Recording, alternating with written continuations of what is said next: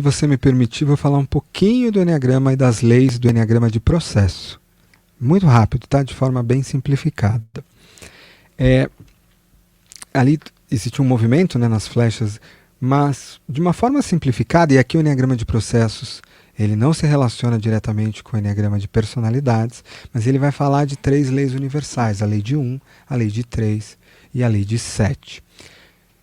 A lei de 3, ela vai dizer, de uma forma bem simplificada, que tudo de novo a ser criado embaixo de todos os universos, precisa da atuação de 3 forças. Uma força ativa, uma força passiva, receptiva, e uma força mediadora ou integradora, unificadora. Se eu não encontro a terceira força, pensa lá no ponto 9, que não é tipo, tá? É ponto. Eu vou ficar batendo entre ação e reação. Então eu falo uma coisa para você que pega bem lá no teu pontinho, você reage no seu automático, devolve ela para mim, que eu reajo no meu automático, devolvo para você. O que a gente está fazendo? A gente está andando em cima da linha. 3, 6, nada está sendo criado. A gente não tem terceira força. Não tem triângulo ainda. Você está batendo em ação e reação. Dentro do Eneagrama, os pontos 3 e 6 e 9, mas principalmente os 3, eles revelam pontos aonde um processo circular recebe uma interferência de fora. Então imagina você tem uma planta onde ela cresce e aí ela dá um fruto, dentro desse fruto tem uma semente, essa semente cai e aí nasce a plantinha de novo. Eu acabo de dar uma volta no Eneagrama, uma oitava. Tá?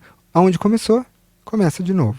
Tudo no universo que é cíclico pode ser regido pelas leis do Eneagrama de processo. E aí eu estou falando de planetas a plantas. Mesma coisa. E tudo que, em alguns momentos dessa oitava, há choques. Então imagina que eu vou fazer transformar a alquimia do trigo em pão. O trigo está lá, ele nasce, ele vira uma planta, ele é amassado e tal. Chega um momento que só pela energia contida nele ele não consegue virar pão. Eu tenho que entrar com um elemento externo, que é o fogo. Epa, mas o fogo não pertence a essa oitava energética. Não, ele vem de fora. Na hora em que esse elemento que entra no ponto 3 ali, por fora, ou seja, ele vem de um processo fora de mim, entra, aquece, aquela energia contida no trigo dá uma oitavada e sobe para um outro ser. E aí, vamos dizer assim, ele vai andando, virando pão, fermentando 4, 5, 6. De repente, este pão, em algum momento, chega nas mãos de uma família ou de uma pessoa. A interação daquele ser humano, da fome dele, do amor dele, por aquela distribuição, interfere ali também.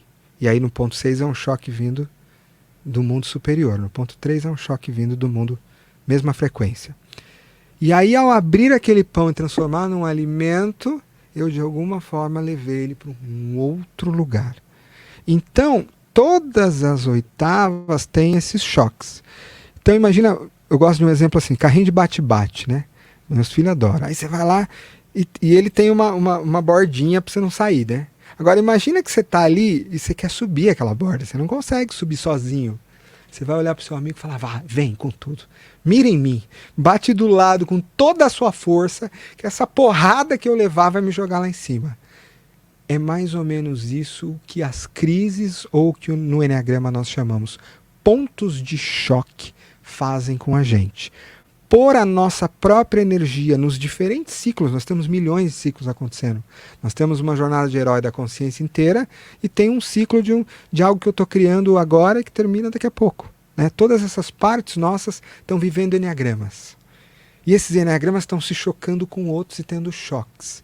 Então, dentro da minha vida, em algum processo dela, a crise vem como um ponto de choque. Muitas vezes um ponto de choque no nível 3. Porque é um choque paralelo. Eu sou demitido, eu recebo uma crise, levo um pé na bunda daqueles bem bom. Pá! Aquela energia daquele carrinho que bateu na minha vida, eu tenho 2 saídas. Se eu perder a presença, prática de presença, se eu perder a consciência, eu volto casinha, volto lá pro 9. E aí então veio aquela porrada, me bateu, o que eu fiz? Eu soltei, fui arrastado, volto casinha. E aí tudo aquilo que eu tinha construído até ali volta para trás.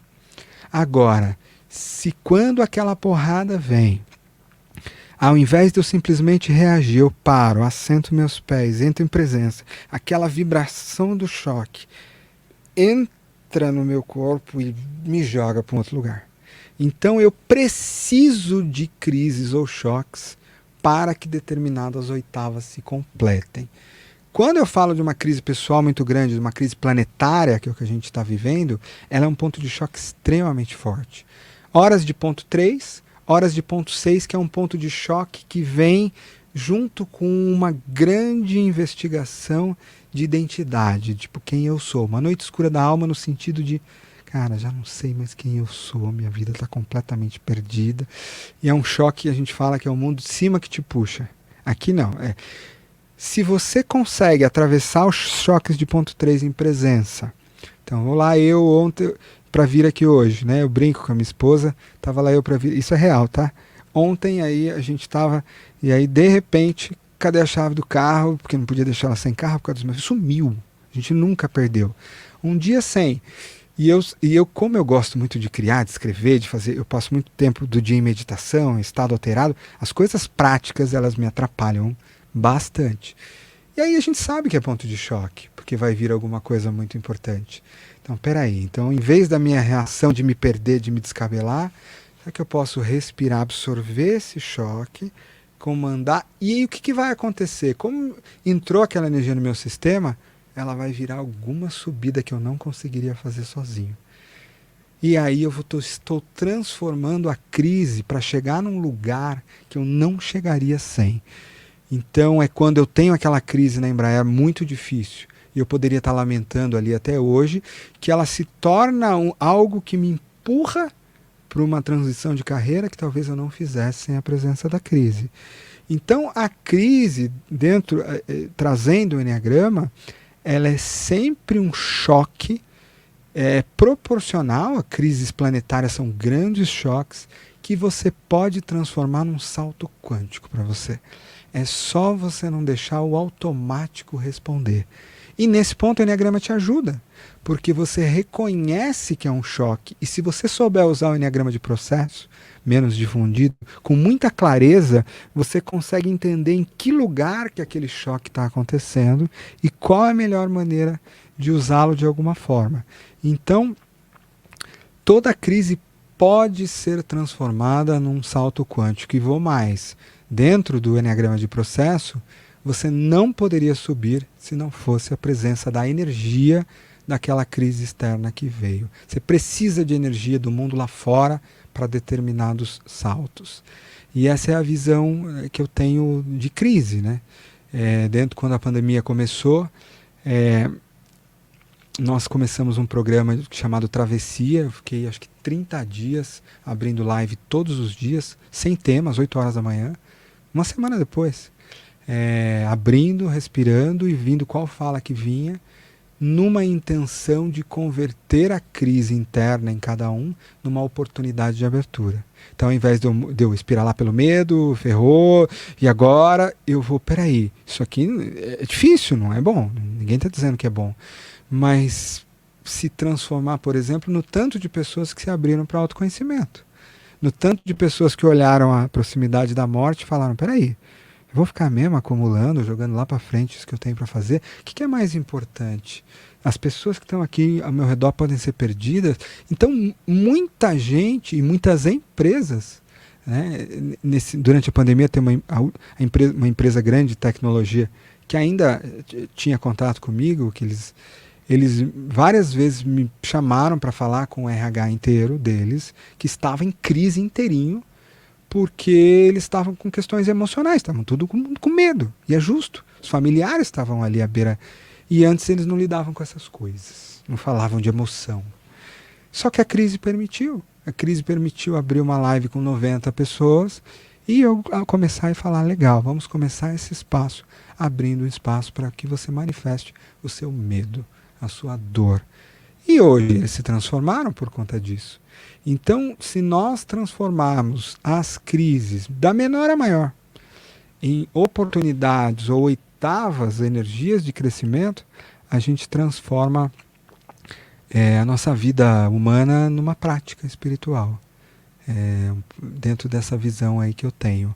Todos os grandes saltos que nós demos dentro da nossa escola vieram depois de grandes crises. Falências, crises específicas, morte. Então eu passei por esses espaços todos e eles sempre se revelaram oitavas muito grandes. O que não significa que eles não tenham dor. O que não significa que eles não tenham uma série de sentimentos difíceis, diferentes do sofrimento, que é quando eu resisto à presença daquela crise. Mas diante daquela dor eu posso construir muita coisa. Diante daquele medo eu posso, desde que ele não me tome, né? Eu posso construir muita coisa. Excelente, você acabou de assistir a mais um corte da TV Consciência Próspera. Espero que tenha gostado. Caso tenha interesse em assistir o episódio completo, basta clicar no link que está na descrição deste vídeo. E se você quer receber mais conteúdo sobre desenvolvimento pessoal, espiritualidade e autoconhecimento, se inscreva aqui no canal. Gratidão e que as melhores energias cheguem até você.